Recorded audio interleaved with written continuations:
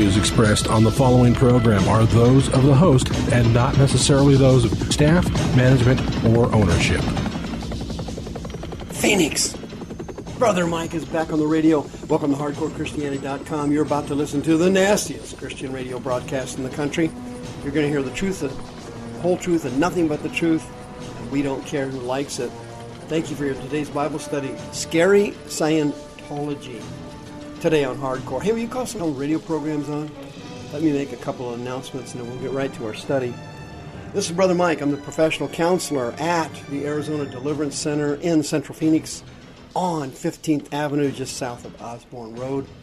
Been a professional counselor for 35 years. Been on the radio with Hardcore for 15 years. Thank you for your support and your donations. HardcoreChristianity.com is a website. We have 2 services every week, Thursday and Friday at 7 p.m. Friday nights, my teaching service for my radio listeners. After both services, we have healing and deliverance. We have a free seminar every month.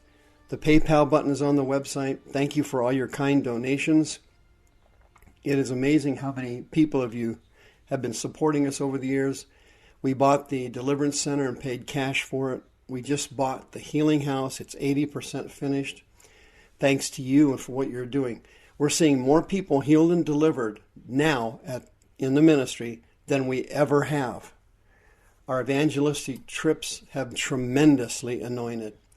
Our next one, of course, is September 18th in Preston, Aglow International. Scary G. Have you by any chance been watching these broadcasts? The specials on Scientology with Lee Remini? She's the actress that was on that sitcom years ago, The King of Queens, with that real heavy-set comedian. I forgot his name. But this special, I watched every series last year. I'm watching every one of the shows this season. It's really interesting how Satan, psychiatrically, is able to deceive so many people and get them involved in one of these satanic, demon-infected cults. I mean, it is nothing short of amazing. But one of the features of cults, I'm talking about 99% of them, not just TV preachers, not just church denominations, not just Roman Catholicism, but even these satanic cults, almost every one of them the devil gives them sexual favors and he blesses them with sex with children. There's always some pedophilia around. I mean, Tony Alamo just died about a month ago. If you remember him, he had that cult in Arkansas. He was in prison for pedophilia. He died in prison just last month. But sex with children is a benefit the devil gives those who serve him.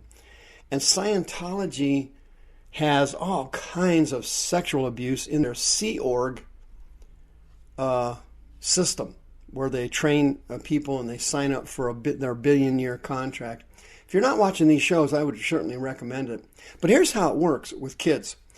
In Scientology, they see children not as a little young person, but as an adult in a small body. Here's why. They believe in reincarnation. Now, there's several forms of reincarnation. It was basically started by the Hindus centuries before Judaism. Buddhism, of course, is centuries older than Judaism as well. But in Judaism, they also have some concept of reincarnation, believe it or not. Most religions have that. In true Christianity, they do not have it. There is no such thing as reincarnation. But in Scientology, which is a Christian cult, they do believe in it. Here's how it works. A spirit from a previous generation, the body dies, but the spirit attaches itself in the womb to a fetus. And when that fetus is born, the child is a baby, but inside them, they have a spirit as an adult. Okay, this is a kooky doctrine that L. Ron Hubbard made up back in the 50s. He started Scientology in 1954, and his wife tried to have him committed to a mental institution before that because she said he had paranoid schizophrenia. He heard voices. I'm sure he did. I'm sure he did. And the voices told him to create the Church of Scientology.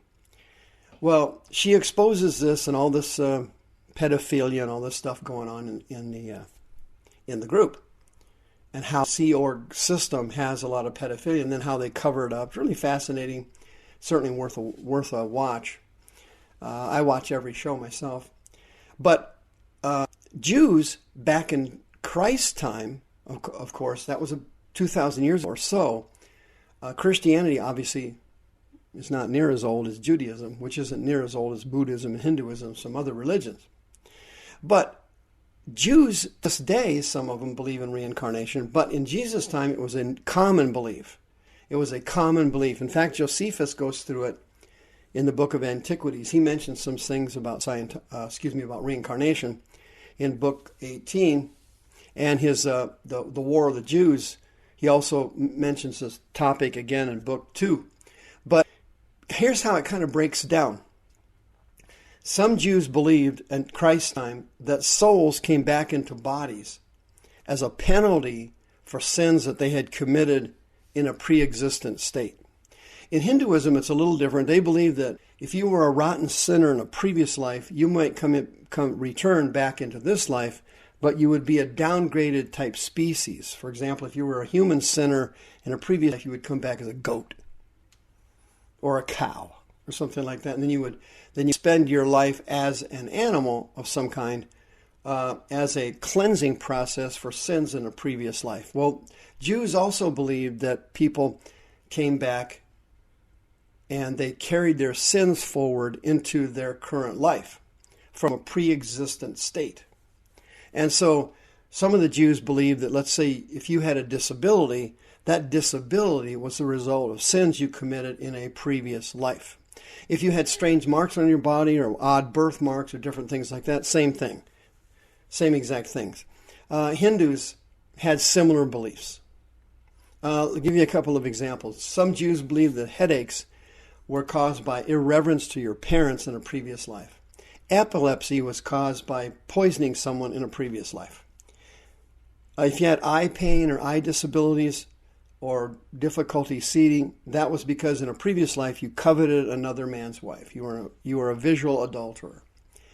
They believed that if you were blind, for example, you murdered your mother in a previous life. They had all kinds of different beliefs. There's too many to go through, but you kind of get the general idea. Your previous life is connected to your current life in some minor measure. And Jesus ran into reincarnation among the Jews in John chapter 9. And this strange story is easy to see now if you understand the concept of reincarnation at the time of Christ. It was a common, prevalent doctrine, like it is to this day, for example, in Hinduism. John chapter 9. As Jesus passed by, he saw a man which was blind from his birth. His disciples asked him, they said, Master, the Greek word there, Rabbi. Rabbi means rabbi. Rabbi, who did sin? This man or his parents, that he was born blind? So what the disciples are asking him, is this a case of this guy being blind because he committed his current sins in his current life? Or did his parents commit sins and did they come down and hit him? They also had the concept of reincarnation where parents, when he was in a previous life, sinned, and then those sins came down and then caught him in this life. There was all kinds of different theories about reincarnation and about why people were sick. And when people were sick, the Jews back then always related it to some kind of sin, either in this life or in a previous life, or parents' sins, or somebody sinned, something happened, and you got sick or you became disabled. And Jesus answered, said, neither. Neither. This man it's not this man's sin, nor his parents, but that the works of God should be made manifest in him. It didn't say he was disabled with blindness so God could perform a miracle. He's saying this disability he was born with Doesn't have anything to do with sins, but now that I'm here, it's time for a miracle. And then Jesus explains it. I must work the works of him that sent me today, for the night is coming and no man can work. And then you know the rest of the story. This story is really fascinating. It says Jesus bent over, spit on the ground, made a spittle of clay in his hands, takes this clay spit, and rubs it on the guy's eye. Then he says to him, go wash in the pool of Salome in Greek, which is by interpretation means to send or send. And he went his way and he washed and then he came seeing. Can you imagine that? Now, why did Jesus use spit and clay? Well, I'm not sure. I think he was trying to teach us that it's not the method of healing that's important, it's the faith behind it. So there's different, some people lay hands, some people anoint with oil, some people do this, some people that. It doesn't matter, it's the faith involved. Then later in this story, it was amazing, the neighbors saw him and said, hey, this is that blind guy. They take him to the Sanhedrin before the scribes and Pharisees, and they said, hey, what's going on here? How'd you get healed? And he says, well, I got healed. Here's how I got healed. This guy spit on the ground. He made this pool of clay right here. He rubs it on my eyes. He told me to go wash in the pool of Salome. I came back and now I can see. And the Jews are madder than hornets because it happened on the Sabbath day. There's so many subplots in this story. It's really beautiful. It's not just reincarnation. It's not just the concept that the Old Testament was being removed and replaced by the New Testament. The Old Testament laws were removed, replaced by the New Testament. But this guy makes an incredible statement that lasts through the ages, where they were accusing Jesus of being a sinner, and they wanted the guy that got healed to admit it. He said, whether he is a sinner or not, I don't know. One thing I do know. I used to be blind, and now I see. I used to be blind, but now I see.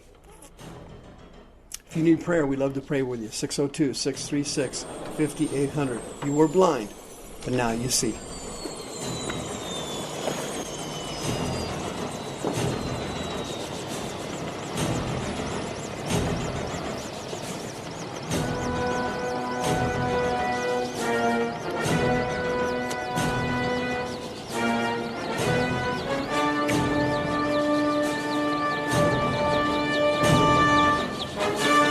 The views expressed on this program are those of the host and not necessarily those of staff, management, or ownership. This program was sponsored by Michael W. Smith.